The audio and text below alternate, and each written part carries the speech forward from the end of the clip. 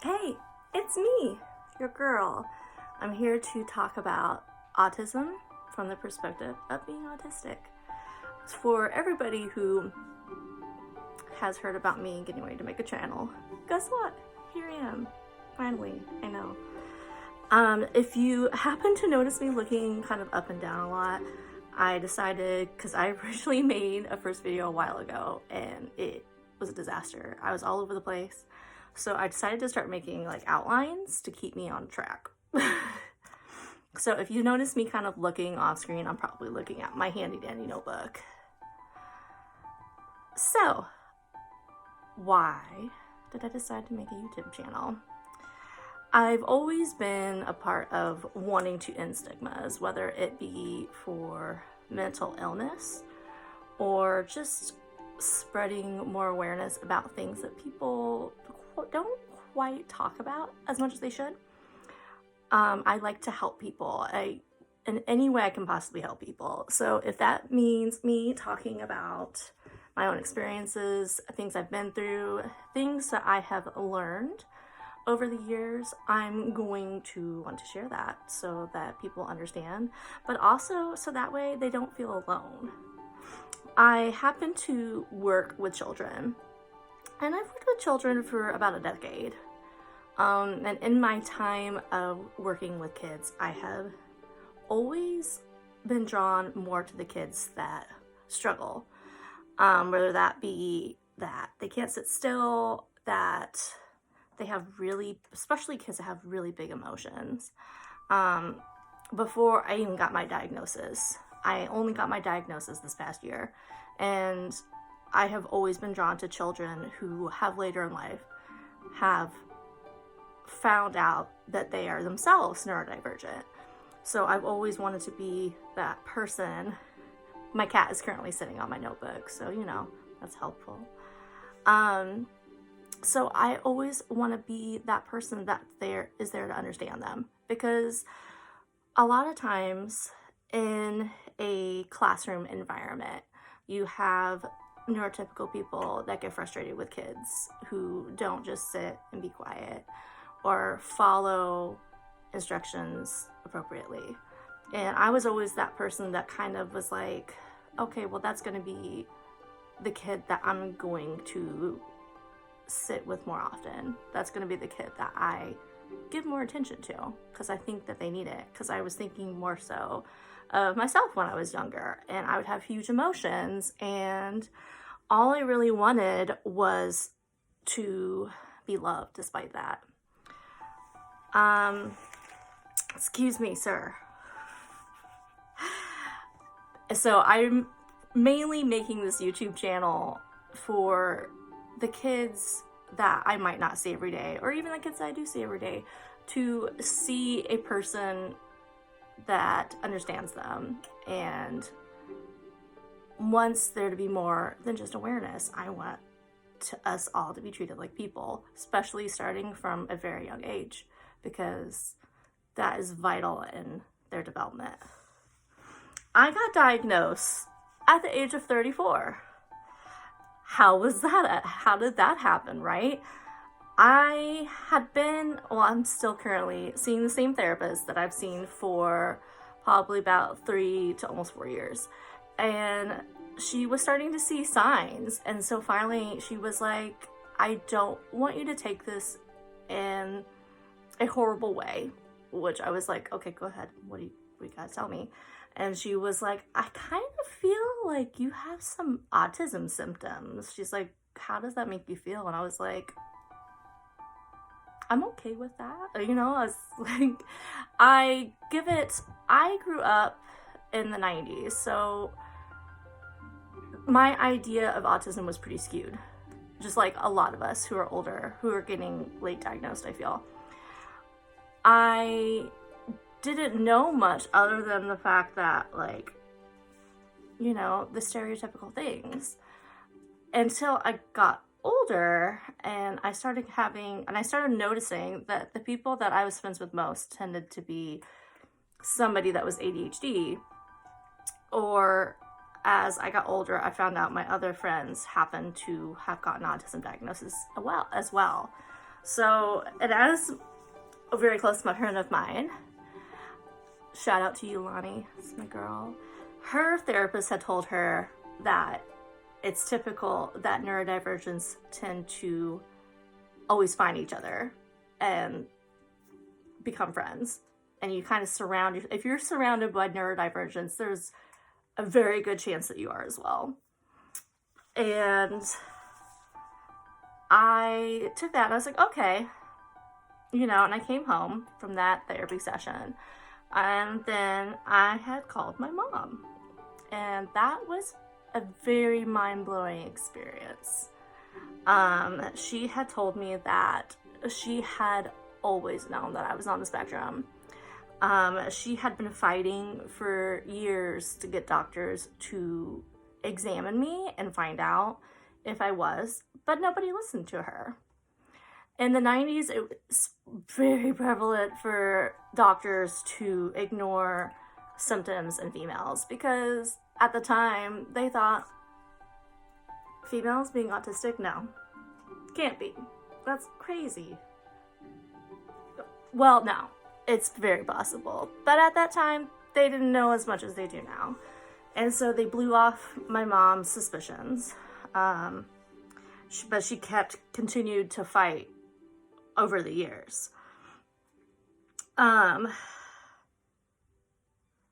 mom personally chose not to tell me that she suspected autism.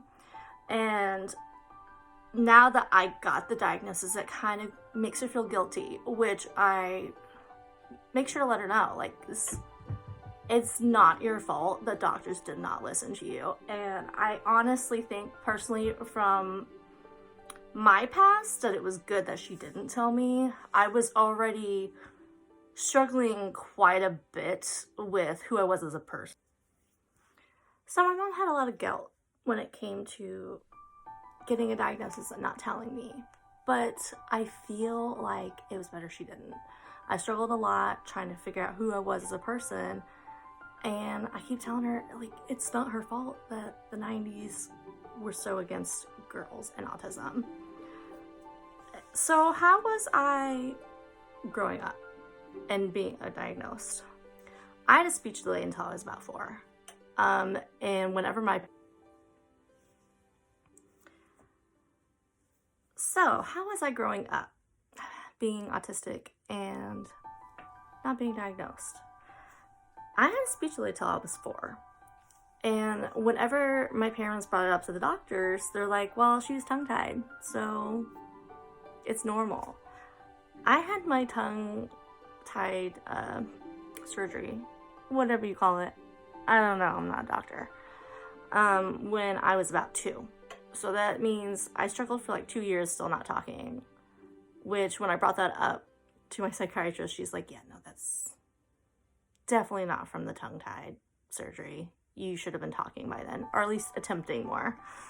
I would have lots of meltdowns. So I would throw myself on the floor, scream. I had lots of trouble making friendships when I was younger, and still do. I never really know how to talk with people. I'll either info dump or I'm really quiet. Sometimes people think I'm really mean because I'm not talking. Some people think I'm just so quirky, it's overwhelming, and they want nothing to do with me. Eye contact, it's gotten better since eye contact was always a big struggle. I've gotten better at faking eye contact. I don't know, it's very forced. I have to look, and then look away, then look away, and look. I still hate it. I don't want to scream inside. Back in high school, I wanted to unalive myself because I felt so different. Nobody understood me. I was so full of like anger and sadness and rage all mixed into one. And I didn't understand myself or why nobody was the way that I was. I struggled in college. I went 3 times. I tried 3 times. I couldn't do it. I learned to mask in my late teens to early 20s. The more I was around people, I'm very much a person that likes to sit and people watch, and doing that has helped me mask better. Pretty good about picking up when people are uncomfortable and I need to be more like them, if that makes sense. I've always been into movies and acting, so I feel like that might be partially why masking came to me. Some people struggle and they can't mask at all. I am the opposite. I'll still be quirky, but I can tell when I can be truly myself and when I cannot. Sometimes you'll get a very watered down version of me, but other times you don't even get that. It depends on the situation and if I feel safe. Working with kids has definitely helped me to unmask, because I can be my full self and they don't care. I'm really weird. I'm goofy. I talk funny. I make silly references. They laugh at me. They think I'm hysterical, and I love that. The only kind of affection I've ever really loved has been from kids, because it's not judgmental. There is no like weird intentions. If they love you, they're gonna hug you. There's no weird like I'm gonna hug you for a certain reason. It's if they love you, they love you. And I think that helped me to understand myself and become more me. I still have a lot of meltdowns anymore, but mainly it comes from adult interaction. So when I worked in like a school setting, I would cry in the bathroom a lot and it wasn't even the kids that really would push me to a meltdown. It was usually my coworkers or my bosses or like a parent interaction that felt uncomfortable. Like, it's never been from children. It's always been from adults. Y'all make me uncomfortable and I don't like it. Working now, I work in a situation where I'm not in a school setting and it's more just with a family, and I'm thriving way more than I ever have, and I'm happy and it's wonderful. I'm still currently learning new things about myself, and that's another reason why I made this YouTube channel. It was like, if I learn something new about myself, or if I'm learning something new about autism, I want to share it. I love talking and learning new things about autism. It's honestly becoming a special interest in itself. I'm really hoping that with my past and with my experiences that it helps people out there to recognize in themselves that they're not alone and we're in this together, and it's cool to be weird. Who cares what other people think?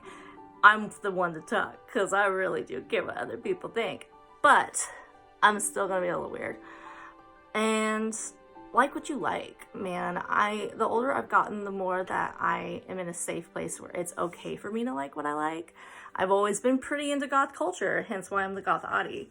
But I also am really into things that most typical adults might be like, how old are you? Why are you still like really obsessed with Barbies? Why do you like playing Pokemon? And why do you like just like you're still in high school? I don't know. I don't think anybody should water themselves down, and I'm trying my best to unmask, but of course there's always going to be situations where I still have to mask. But come with me on this journey. Maybe you'll learn something about yourself, and if I do this channel justice, then I will help future individuals that learn later in life that maybe they're autistic. I would also like to say that just because my experiences might not be how your experience is, doesn't mean that your autism is not genuine. If you are self-diagnosed, that is valid. You're welcome into the community. Testing can be expensive, and it sucks. So if you think you've taken like a lot of testing online and it all comes back with autism feedback, or it just feels right to you, welcome. You're autistic. There's no need to go to a doctor.